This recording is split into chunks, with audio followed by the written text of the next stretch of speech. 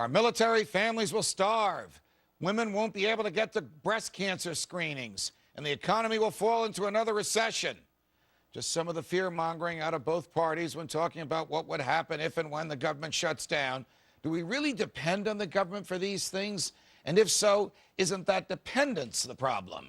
Here to discuss with my freedom fighters, Fox Business reporter and my colleague Chris Cotter, Democratic strategist Tara Dowdell, and Cato Institute senior fellow Dan Mitchell. Dan, wouldn't we really come to the flashpoint that we need if the government shuts down and we take account of ourselves and realize how much dependency human beings have on the government and how the Constitution doesn't authorize it and it's not sound for the economy and it's time for a sea change in our thinking on all these things?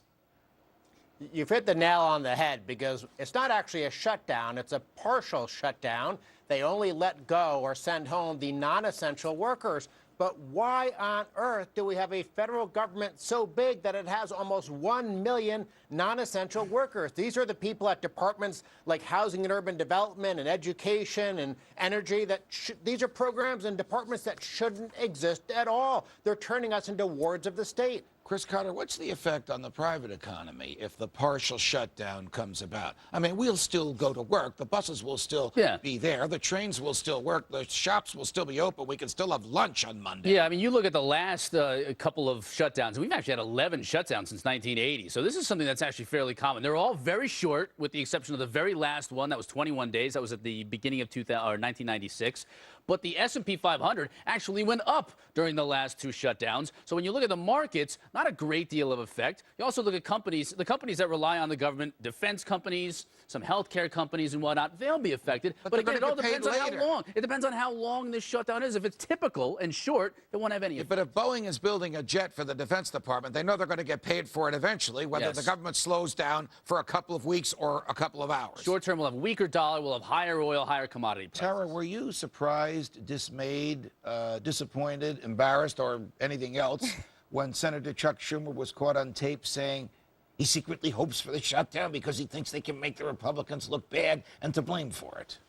Well, I don't think that Senator Schumer really represents the whole party. President Obama, in particular, does not want to see a government shutdown because the American people, I think in the 2010 election, basically said they want compromise. They want people to work together. This undermines the government, and it does have an impact on the economy. If you look at the mortgage market, which is already in shambles, the last thing we need is for some of these FHA home loan mortgages being held up at this critical time in our economy. In the best of all worlds, would the government even be in the business of insuring mortgages, or would private insurance companies that don't require the consent of the Congress for their cash be doing the insuring?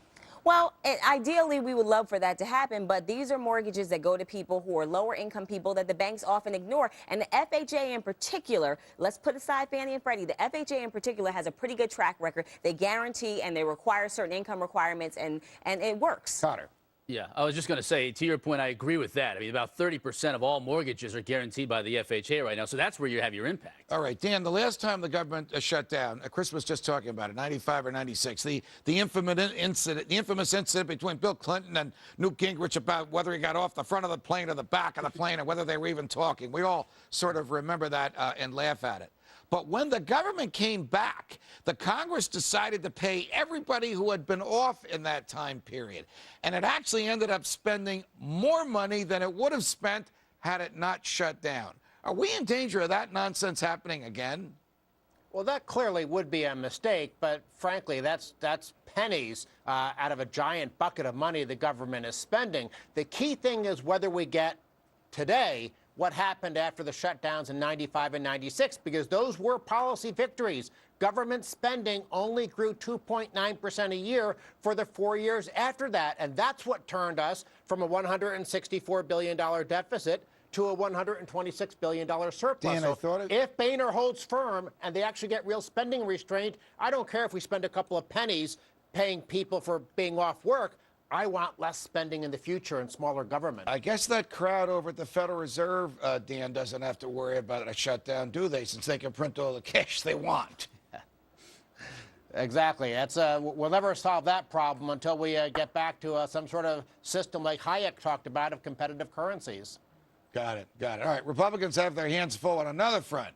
beating back the Dodd-Frank financial overhaul law. This is a set of regulations that imposes massive new burdens on businesses and doesn't solve the problem of institutions being too big to fail. The Republicans may lack the votes wholly to repeal the law, but that's not keeping them from blitzing it in a piecemeal fashion.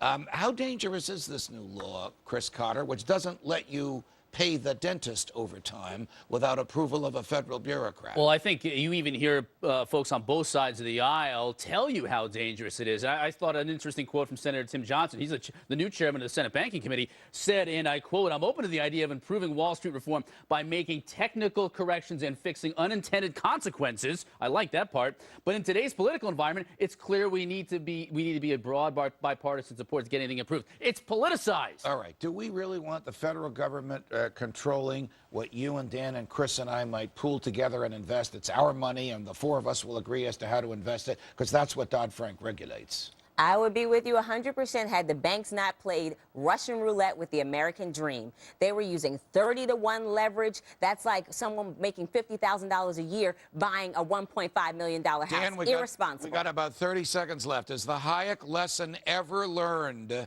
that central planning is inferior to individual initiative and risk?